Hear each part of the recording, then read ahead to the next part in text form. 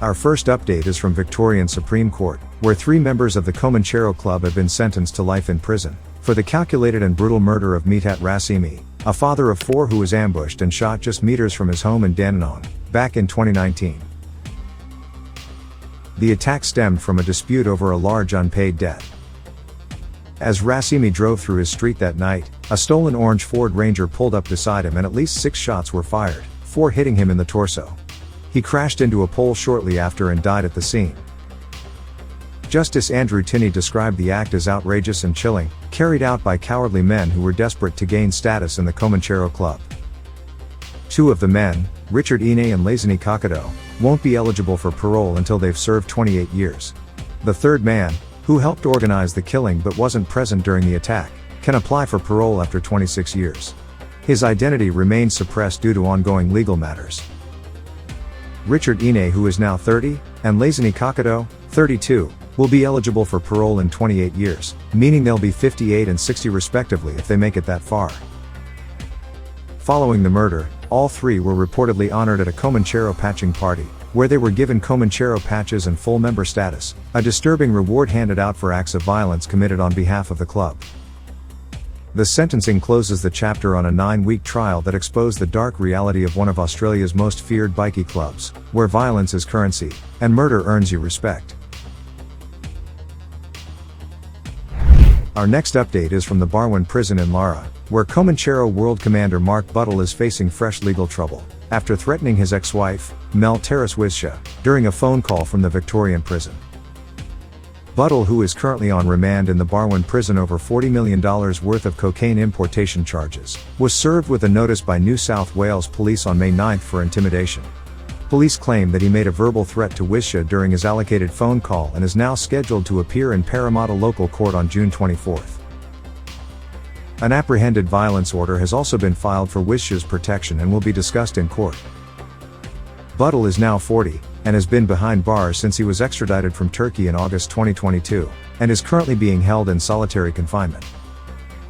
He is accused of being involved in the importation of 160 kilograms of cocaine as part of a transnational criminal network operating between Hong Kong and Turkey.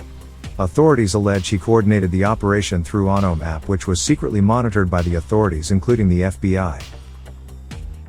Buttle and Ter Wisscha had once lived together in Dubai but later separated.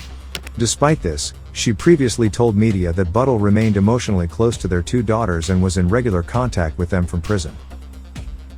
She also dismissed Buttle's reported marriage to Cypriot woman, Uzga Kavas, according to her that marriage was merely a transactional tactic to obtain Turkish citizenship. The next update takes us to the northwest Victoria, where police have wrapped up a major week-long operation targeting outlaw motorcycle clubs and organized criminal groups in the region. From Monday 12th of May to Friday 16th of May, the Viper Task Force joined forces with the Mildura Crime Investigation Unit and Divisional Response Unit to go after known offenders linked to bikie clubs operating in Mildura and Swan Hill. During the operation, officers carried out 23 compliance searches under firearm prohibition orders. These orders apply to individuals banned from owning or using firearms or ammunition. 2 new orders were also served during the week. 5 search warrants were executed, leading to the arrest of 20 individuals on a total of 42 charges. Among the items seized were 8 illegal firearms, 5 prohibited weapons, approximately $24,000 in cash, and a significant quantity of illicit drugs, including methamphetamine, cocaine, and cannabis. Police say the operation is part of their ongoing push to disrupt bikie-related criminal activity, and send a clear message that outlaw bikies will not be allowed to operate with freedom in regional Victoria. Up next, we move to Summerhill in Sydney, where a man's nap behind the wheel has led to a serious police investigation. The 34-year-old, already disqualified from driving and known to police, was found slumped over in his running car on Bogan Street. Concerned residents called authorities, who discovered the man had visible facial injuries and appeared to be in poor condition. But the real shock came when police searched his car, finding a .22 caliber sawn-off rifle, ammunition, a balaclava, gloves, and cannabis. Detectives are now working to determine whether the firearm was linked to any recent crimes. A follow-up search at his home, which was just 300 meters away, was carried out later that day. Police say they're now piecing together what the man may have been planning, or who he may have been hiding from. The man was refused bail to appear at Burwood local court. Our next update is from Sydney, where tensions are reportedly reaching boiling point between two former underworld allies, the notorious Alameddine crime clan and the KVT crew. According to a new report from the Daily Telegraph, police have intensified investigations into a series of violent public incidents, including brawls and shootings, that are believed to be linked to a recent falling out between the two groups.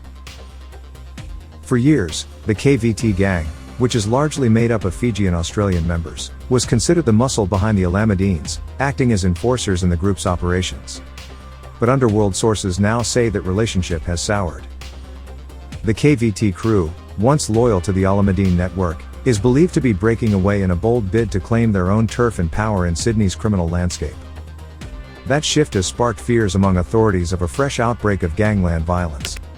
Police are reportedly working around the clock to monitor both sides and prevent the rivalry from turning deadly.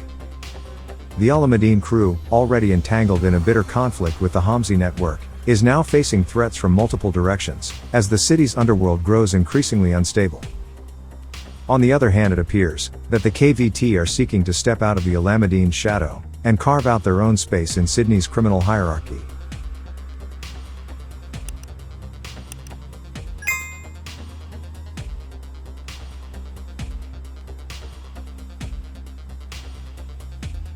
Our next update takes us to Western Australia, where a 37-year-old New South Wales man has been sentenced to 10 years and 6 months in prison for drug trafficking and dealing in suspected criminal proceeds. The man was arrested in Perth in 2022 as part of Operation Fobeater, a joint investigation involving the AFP, NSW Police, and the Australian Criminal Intelligence Commission. The syndicate was accused of trafficking drugs and cash across states and using Apple Air tags to track shipments. During a search at a Malaga warehouse, police seized 5.7 kilograms of meth, hidden in toolboxes, over $622,000 in cash, a cash counting machine, and other drug-related items. A further search of the man's apartment turned up more cash and a luxury watch. The meth was later confirmed to be nearly 80% pure, enough for around 57,000 street deals. He pleaded guilty to 2 charges and must serve a minimum of 6 years. The court also ordered the forfeiture of the cash and watch, with proceeds going to community crime prevention and law enforcement efforts. It's still unclear which bikie club or organized crime group he was linked to, or where exactly the drugs were intended to be distributed. Our next update is from the Australian Federal Police, whose Criminal Assets Confiscation Task Force, which has secured the forfeiture of more than $4.5 million in assets, suspected to be the proceeds of crime. Among the seized items were a luxury waterfront mansion in Beachmere, Queensland, a 2019 Mercedes-Benz sedan, and nearly 25 bitcoins. The assets were linked to Shane Duffy, a Queensland man previously convicted of hacking US gaming giant, Riot Games. The District Court of Queensland ordered the forfeiture in April 2025 under the Proceeds of Crime Act, following the conclusion of Operation Goldian, an investigation into cybercrime and stolen cryptocurrency. The task force had earlier obtained restraining orders over the assets in July 2023, arguing that the property and cryptocurrency were not supported by any identifiable legal income.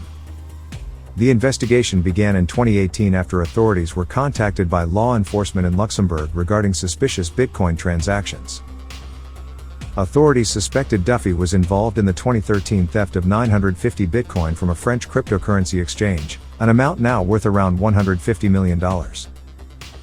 Though no criminal charges were filed, Australia's civil-based confiscation laws allow authorities to seize suspected criminal proceeds without a conviction. Duffy was sentenced in 2016 for cyber offenses, and was previously found to be in possession of personal data from millions of League of Legends accounts and had made $32,000 by selling access to them. He also launched server attacks to disrupt players' games and hacked the Twitter account of Riot Games' president to promote his own services. The scale and sophistication of Shane Duffy's actions, from hacking major corporations to profiting off stolen data and laundering funds through high-end assets and cryptocurrency, highlights how organized crime has evolved in this digital age. If you're looking for more thrilling and edgy bikie updates, don't hesitate, whack that subscribe button, spread and share the video, hit that like button, and drop your thoughts in the comments.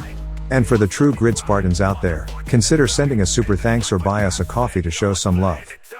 Your support keeps us going and the channel thriving, especially since most of our videos aren't monetized due to all the crime-related content. Stay tuned, stay curious, stay awesome, and take care. Wu-Tang.